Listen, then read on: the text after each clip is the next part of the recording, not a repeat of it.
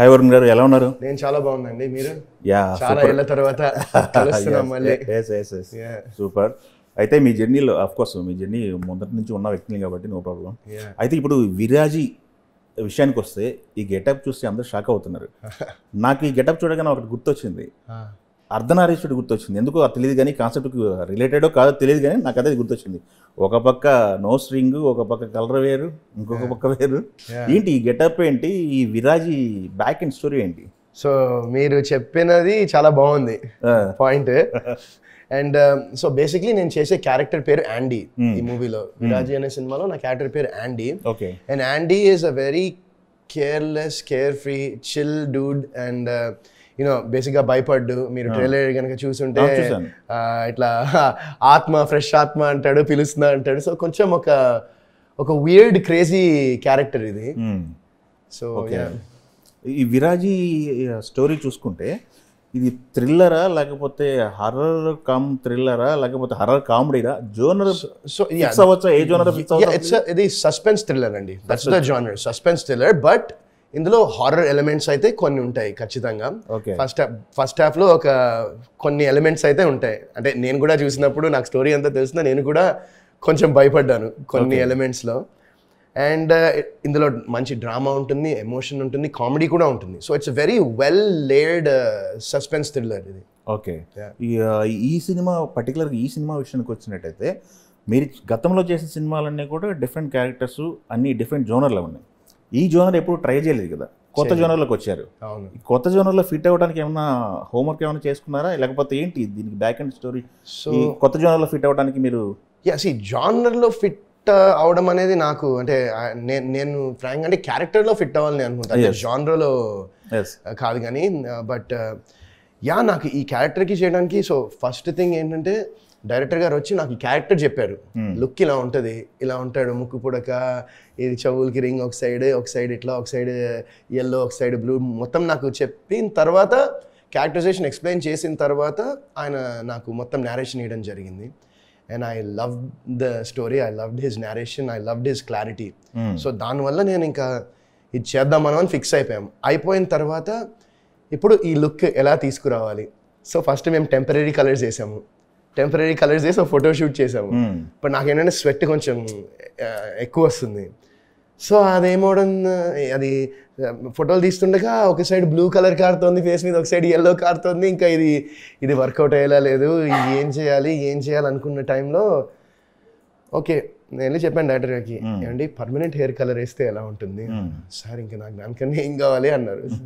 So వెళ్ళి మొత్తం ఇది ఒక 9 hour ప్రాసెస్ ఈ హెయిర్ చేయడము. అంటే ఫస్ట్ టైం షూటింగ్కి 9 hours పట్టింది. మళ్ళీ ప్రమోషన్స్ కోసం నేను మళ్ళీ లుక్లో చేయడానికి ఒక 7 hours పట్టింది. ఓకే.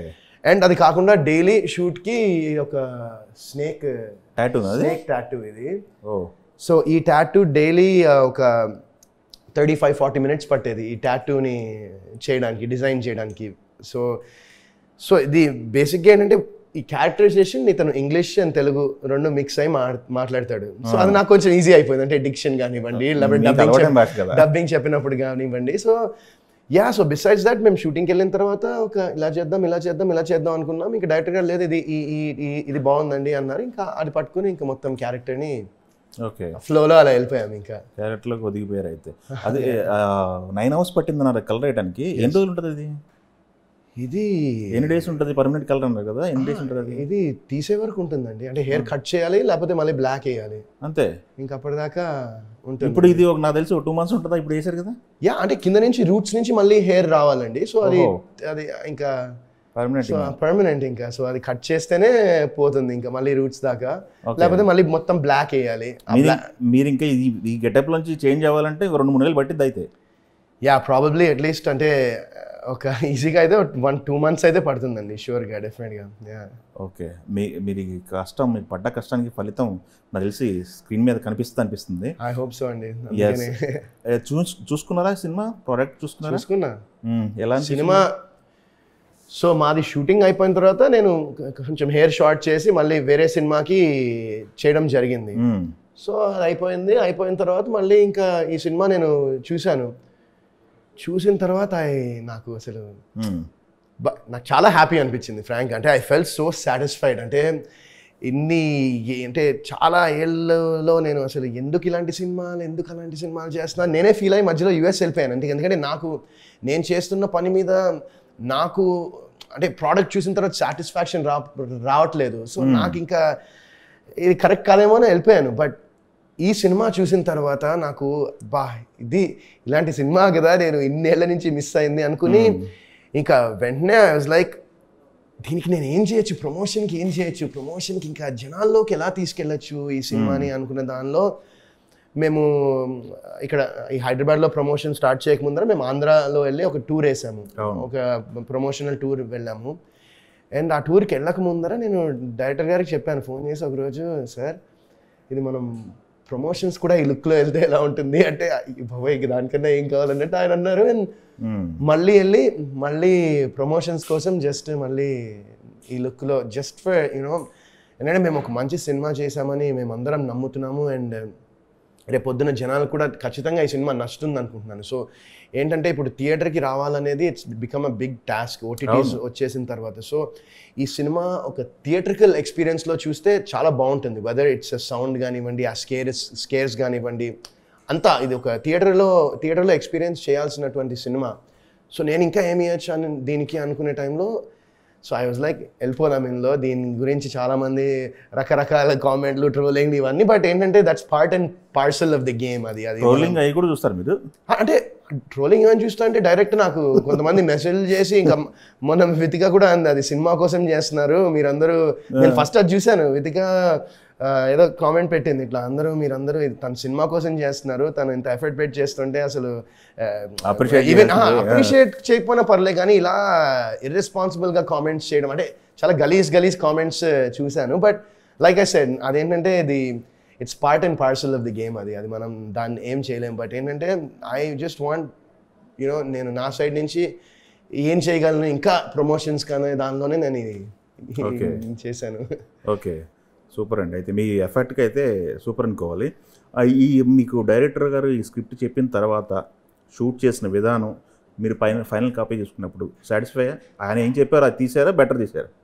ఆయన అంటే ఫస్ట్ ఆఫ్ ఆల్ నేను కలిసినప్పుడు ఆయన నాకు స్టోరీ నేరేషన్ చెప్పినప్పుడు ఈ లుక్ చెప్పారు. లుక్ చెప్పిన తర్వాత స్టోరీ నేరేషన్ స్టార్ట్ చేయకముందర వరుణ్ గారు నేను కొంచెం నుంచుని చెప్పచ్చా అన్నారు.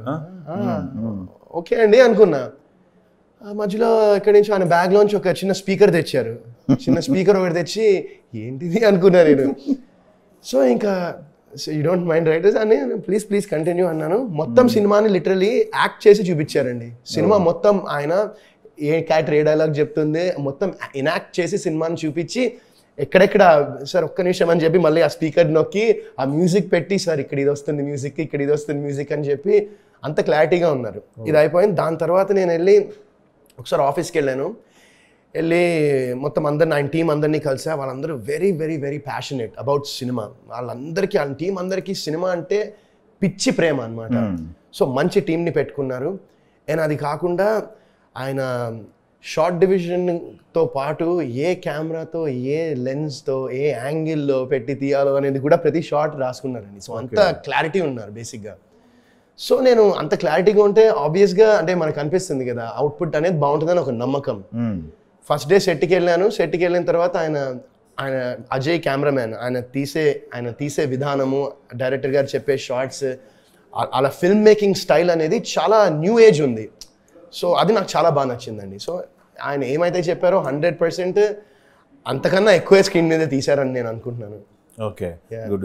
అయితే మీరు ఇందాక ఒక మాట్లాడారు, ఈ రోజులు నవేడేస్ థియేటర్కి ఆడియన్స్ రావడం అనేది టఫ్ జాబ్ అయిపోయింది, టఫ్ టాస్క్ అయిపోయింది. ఆ ప్రెషర్ అందరిలోనే ఉందా? ఎందుకంటే స్టార్ హీరోలు ఉన్న సినిమాలు కూడా ఓపెన్స్ రాని కొన్ని సినిమాలు చూసాం మనం. అంటే నేను వేరే వాళ్ళ మీద నేను కామెంట్లు I can say that, but నాకైతే పర్సనల్గా డెఫినెట్గా నాకు అది ఒక పెద్ద టాస్క్ అండి. వరుణ్ సందేశ్ సినిమా థియేటర్కి వచ్చి ఎందుకు చూడాలి అనే దానికి అది నాకు పర్సనల్గా నాకు ఒక పెద్ద టాస్క్. అది ఇప్పుడు ఫీల్ అయ్యారా? ప్రెషర్ అనేది నేను అంత మేబీ ప్రొడ్యూసర్స్ ఫీల్ అవుతారేమో, బట్ డెఫినెట్గా అంటే నాట్ ప్రెషర్ అండి. బట్ నేను అదే అంటున్నా, నేను ఒక ప్రోడక్ట్ బాగా వస్తే 100% నేను దాన్ని ఎలా ముందుకు తీసుకెళ్లాలా అనేది నేను ఆలోచిస్తాను. సో అది ప్రెషర్ కాకుండా ఏంటంటే అది ప్యాషన్ అని చెప్పొచ్చు, నాట్ ప్రెషర్. సో నేను దట్స్ వాట్. సో నా సినిమాకి ఎలా తీసుకురావాలి జనాన్ని థియేటర్కి, ఎలా వస్తారు థియేటర్కి అనే దానికోసమే నేను ఇదంతా చేసింది. ఓకే. సో దట్స్ వై ఒక మంచి సినిమా చేసాం, ఒక మంచి మెసేజ్ ఉంటుంది సినిమాలో. ఒక సొసైటీలో ఇప్పుడు ఒక అండర్ కరెంట్గా ఒక బర్నింగ్ టాపిక్ మీద తీసుకుని అండర్ కరెంట్గా అదొక మెసేజ్ వెళ్తూ ఉంటుంది సినిమా మొత్తంలో. ఓకే. దీంట్లో బర్నింగ్ టాపిక్ ఒక ప్రెసెంట్ టాపిక్ ఒకటి ఉంటుంది. అది రివీల్ చేయట్లేదు ఇంకా, ఎందుకంటే అది చేస్తే ఫన్ మిస్ అవుతుంది సినిమాలో, ఆ థ్రిల్ మిస్ అవుతారు. ఓకే. సో నేను అదే అంటున్నా. So that's why it's become డెఫినెట్గా అండి ఇప్పుడు, ఎందుకంటే ఓటీటీస్ వచ్చిన తర్వాత, but at the end of the day all said and done ఏదేమైనా కూడా సినిమా బాగుంది అని జనాలు ఒక్కసారి మాట్లాడడం మొదలు పెట్టారంటే ఇంకా డెఫినెట్గా థియేటర్స్కి వచ్చి చూస్తారండి. సో బట్ అదే అంటున్నా, ఒక మోర్ దెన్ థియేటర్స్కి జనాల్ని ఎలా రప్పించాలో కాకుండా ఒక మంచి సినిమా తీయడం అనేది it's become it's become a hard task. ఎందుకంటే ఎన్నో సినిమాలు వస్తూ ఉంటాయి అండ్ అందులో ఎన్ని సినిమాలు ఆడుతున్నాయో చూస్తున్నాం కదా మనం. సో అది చాలా పెద్ద టాస్క్ అయిపోయింది. ఓకే. అయితే మీకు ఎర్లీ డేస్లో దాదాపు హ్యాపీ డేస్ చూసుకోవచ్చు, లేకపోతే కొత్త బంగారు లోకం కానీ, ఇవన్నీ కూడా మీకంటూ ఒక ఫ్యాన్ బేస్ అయితే ఏర్పాటు చేసినాయి. ఒక కల్ట్ లేడీ ఫాలోయింగ్ అని, లేకపోతే యూత్లో క్రేజ్ అని, యూత్ ఐకాన్ అని చెప్పేసి ఇట్లాంటివన్నీ విన్నారు కదా. తర్వాత వచ్చిన సినిమాలు కానీ, ఇప్పుడు మీరు చేసిన జోనర్ టర్న్ అవటం కానీ, సబ్జెక్ట్ బేస్డ్ వెళ్ళటం కానీ, యూత్ని పక్కన పెట్టడం అని ఏమన్నా ఆలోచన ఏమన్నా వచ్చిందా? లేకపోతే అంటే మీరు ఎర్లీ కెరియర్లో యూత్ బేస్డ్ సినిమాలని చేశారు, యూత్ బేస్డ్ సినిమాలని చేశారు. బట్ ఆ జోనర్ని వదిలేసి వేరే మనకున్న ఆడియన్స్ ఫ్యాన్ బేస్ ఉంది, యూత్ఫుల్ ఫ్యాన్స్, దాన్ని వదిలేసి వేరే జోనర్కి వెళ్తున్నామనో, లేకపోతే సబ్జెక్ట్ ఓరియంటెడ్ వెళ్తున్నాం అని చెప్పేసి ఇట్లాంటివి ఏమన్నా? అలా ఏం లేదండి. డెఫినెట్గా ఇది యూత్కి పిచ్చగా నచ్చుతుంది సినిమా. యాండీ అనే క్యారెక్టర్ యూత్కి బీభత్సంగా నచ్చుతుంది. అది నేను చాలా, అందుకనే నేను ఇలా వెళ్ళి మేము కాలేజ్ టూర్స్ ఇవన్నీ వెళ్ళింది కూడా ఏంటంటే we want them also to watch this film because they will like the film. And ఇందాక నేను చెప్పినట్టు ఒక మంచి మెసేజ్ కూడా ఉంటుంది ఈ సినిమాలో. ఓకే. అయితే మీరు నా సినిమాలు నాకే నచ్చక కొన్ని రోజులు రెస్ట్ తీసుకుందాం అనుకున్నాను అన్నారు. అది ఎందుకని అలా అనిపించింది మీకు? మీలో జడ్జిమెంట్స్ ఏమైనా తగ్గింది అనుకుంటున్నారా, లేకపోతే ఆ పొజిషన్ ఎందుకు వచ్చింది, దాన్ని ఓవర్కమ్ ఎలా చేశారు? సో బేసిక్గా ఏంటంటే నేను స్టార్టింగ్ నా టైంలో నేను 17 years నాకు హ్యాపీ డేస్ అప్పుడు. అండ్ అంటే during that time I was very naive బేసిక్గా. సో ఏంటంటే నో అనేది చెప్పడం కొంచెం అది ఉండేది. అది నేను తర్వాత చాలా, అది మోస్ట్ ఇంపార్టెంట్ థింగ్ ఏంటంటే నో అని చెప్పడం, ఎప్పుడు ఎక్కడ చెప్పాలో నో అనేది అక్కడ చెప్పాలని చాలా తర్వాత తెలుసుకున్నా. But like they say better late than never కదా. సో ఏంటంటే నేను స్టోరీ విన్నప్పుడు చాలా అంటే ఇంట్రెస్టింగ్గా ఉండింది. But when it translate on screen మీద ట్రాన్స్లేట్ అయినప్పుడు నేను ఏదైతే అనుకున్నానో అది వచ్చేది కాదు. ఓకే. సో దాని తర్వాత నాకే అనిపించింది, అరే ఎందుకు అసలు ఏంటి ఇది కాదు కదా అని. అప్పుడు కూడా ఇంకా వస్తున్నాయి stories, but I was not satisfied with those stories. Like I don't want to do those కథలు నాకు చేయాలని అనిపించలేదు. ఎందుకంటే I was not happy in that, with the scripts I was getting, నాకు కిక్కియలేదు బేసిక్గా. సో దట్స్ వై అప్పుడు ఇంకా మా వైఫ్తో చెప్పి వెళ్దాం, యూఎస్ వెళ్ళిపోదాం, నాకు అసలు వెళ్ళిపోదాం మనం ఒక ఫ్యూ ఇయర్స్, అక్కడ ఏం చేద్దాం తర్వాత ఆలోచిద్దాం, కానీ హ్యాపీగా మనకి ఇల్లు ఉంది, పేరెంట్స్ అక్కడ వెళ్ళిపోదాం అని చెప్తే పాపం తను కూడా ఎంతో సపోర్ట్ చేసి తను కూడా నాతో పాటు వచ్చింది, అక్కడ ఉన్నాము. అండ్ పేరెంట్స్ టాపిక్ వచ్చింది, లేకపోతే వైఫ్ టాపిక్ వచ్చింది కాబట్టి ఇప్పుడు ప్రజెంట్ మీ పేరెంట్స్ అక్కడే ఉన్నారా, లేకపోతే ఇక్కడ మిమ్మల్ని ఇక్కడికి రావడం ఏమైనా జరిగిందా, మీతో ఉంటున్నారా, లేకపోతే అక్కడే ఉన్నారా? లేదండి, యుఎస్లోనే ఉంటారు. మై డాడ్స్, మా ఫాదర్ అక్కడ జాబ్ చేస్తూ ఉన్నారు. మా మదర్ కూడా రీసెంట్గా షీ వాజ్ ఆల్సో వర్కింగ్. అక్కడే ఉన్నారు వాళ్ళు. ఓకే. వాళ్ళు ఏం సజెషన్స్ ఎవరా మీకు? ఇట్లాంటి సిచ్యువేషన్ వచ్చింది నాకు అన్నప్పుడు మీకు వాళ్ళ బూస్టింగ్ ఇచ్చారా? అంటే ఫ్యామిలీ సపోర్ట్ కొన్ని రోజులు సినిమా ఆపేద్దాం, బ్రేక్ తీసుకుందాం అనే సిచ్యువేషన్ వచ్చింది కదా, ఆ సిచ్యువేషన్లో ఫ్యామిలీ సపోర్ట్ ఎలా ఉందంటున్నా? రితిక గారు కానీ, లేకపోతే మీ ఫాదర్ కానీ? ఇప్పుడు రితిక కూడా తను అన్నీ ఇక్కడ చిన్నప్పటి నుంచి ఇక్కడ పెరిగింది, 2 ఏళ్ళు నాతో పాటు అక్కడికి వచ్చేసిందంటే మీరు తెలుసు కదండి ఎంత support.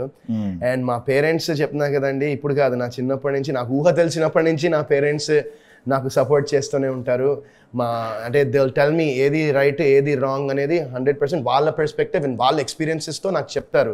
But at the end of the day they leave the decision to me. ఆ డెసిషన్ అనేది నాకే తీసుకొని ఇస్తారు వాళ్ళు. ఎందుకంటే మనం ఏం చేసినా లైఫ్లో ఏం చేసినా కూడా ఎక్స్పీరియన్స్ని మించిన టీచర్ అనేది ఉండదని నేను చాలా స్ట్రాంగ్గా నమ్ముతాను నేను అది. ఎస్, మధ్యలో కొన్ని మల్టీ స్టార్ సినిమాలు కూడా కొంచెం చేశారు.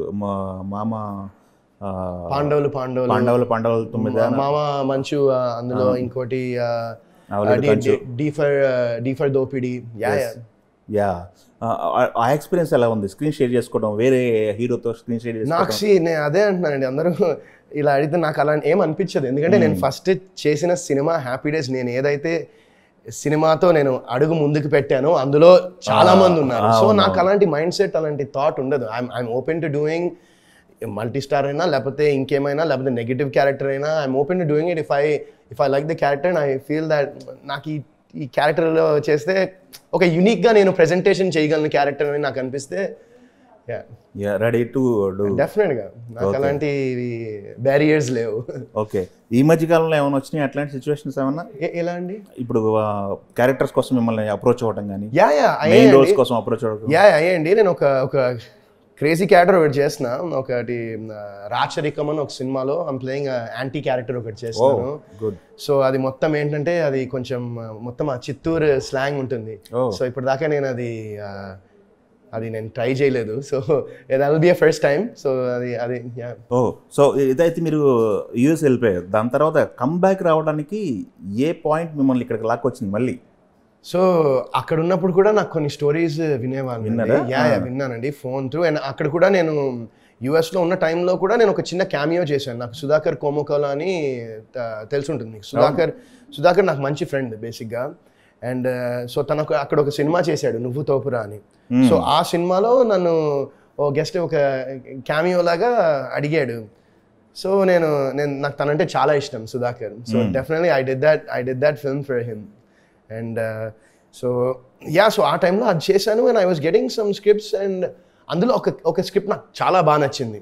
సో దానికోసం మళ్ళీ ఓకే అక్కడేమో కొన్ని ట్రై చేశాను, ఒక కోర్స్ ఒకటి చేశాను, ఆ తర్వాత ఒక రెస్టారెంట్ బిజినెస్ ఒకటి అనుకున్నా, అంటే ఐటీలో SAP కోర్స్ ఒకటి చేశాను, ఆల్మోస్ట్ ఒక 1 year చేశాను అనుకుంటా, అదొకటి చేశాను. తర్వాత ఒక రెస్టారెంట్ ఒకటి అనుకున్నాము. సో ఇవన్నీ ఏంటంటే ఏదో నాకు సాటిస్ఫాక్షన్ రావట్లేదు అక్కడ కూడా.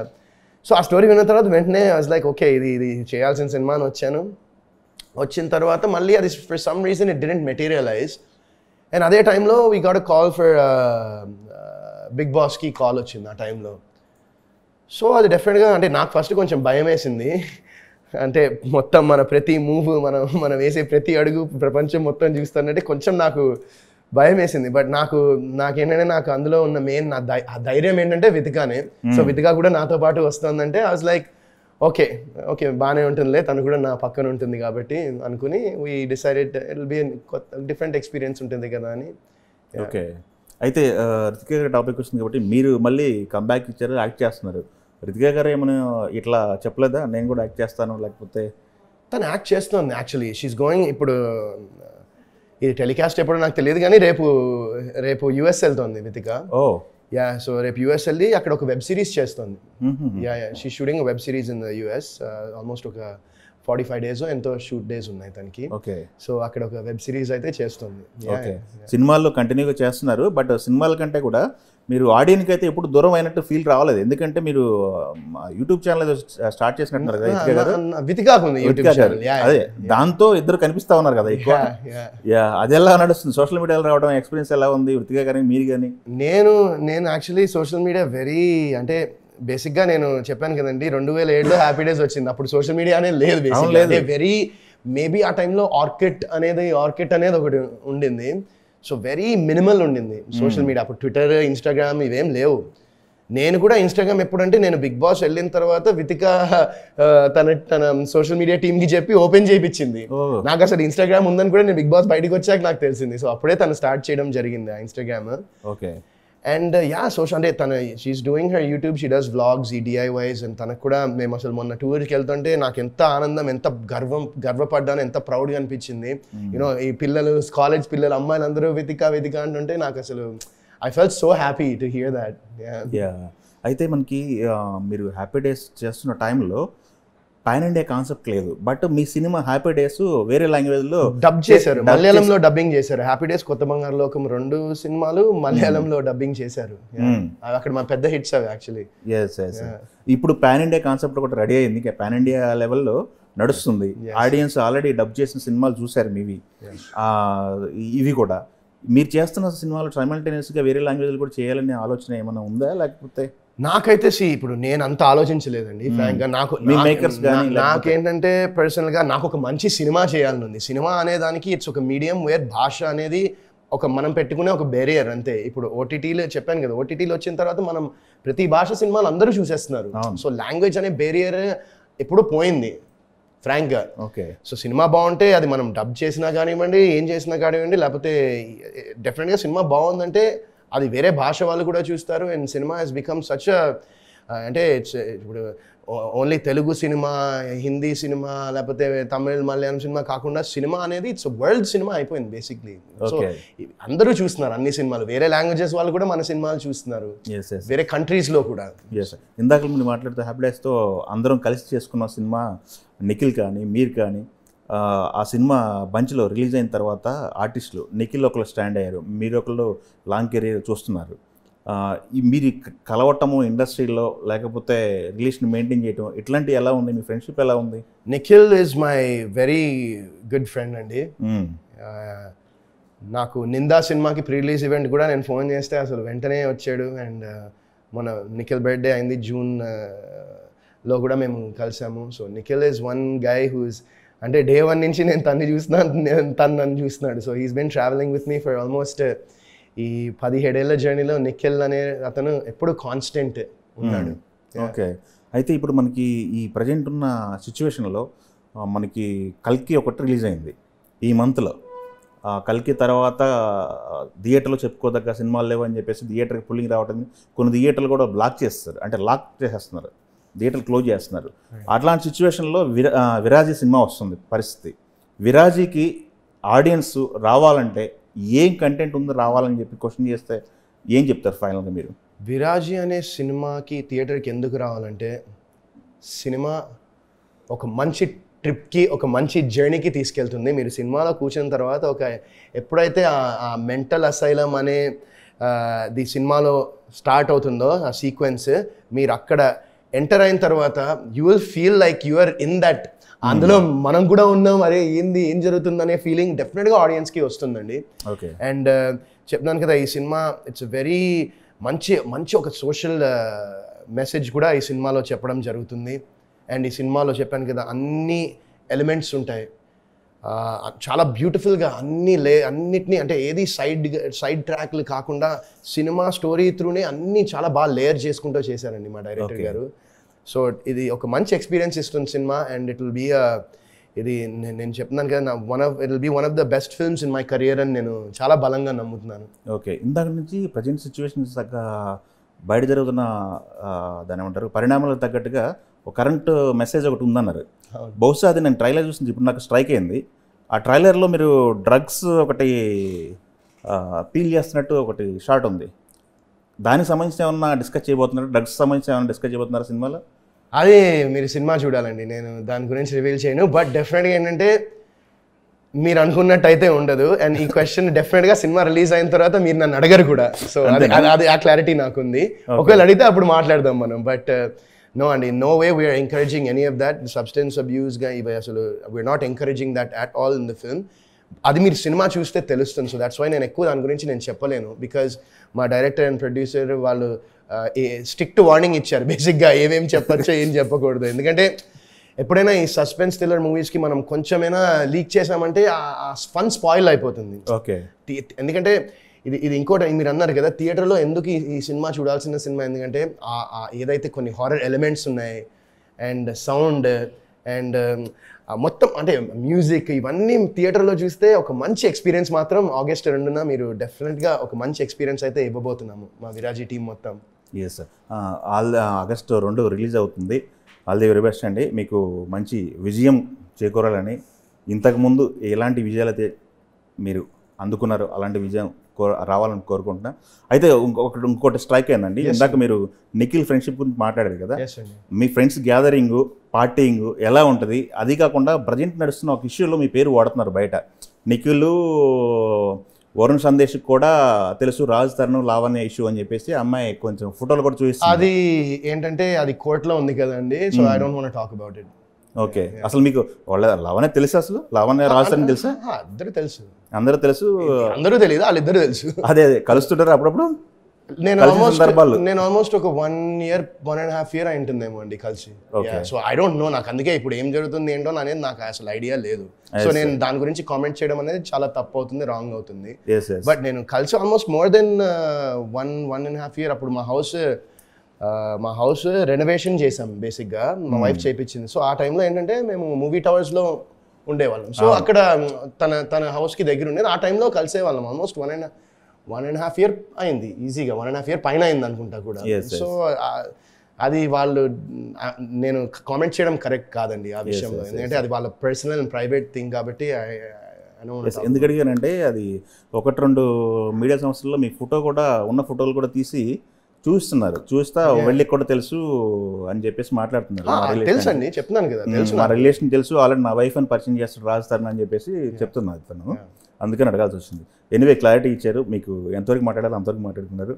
ఆల్ ది వెరీ బెస్ట్ అండి. థ్యాంక్ యూ సో మచ్ అండి. Thank you.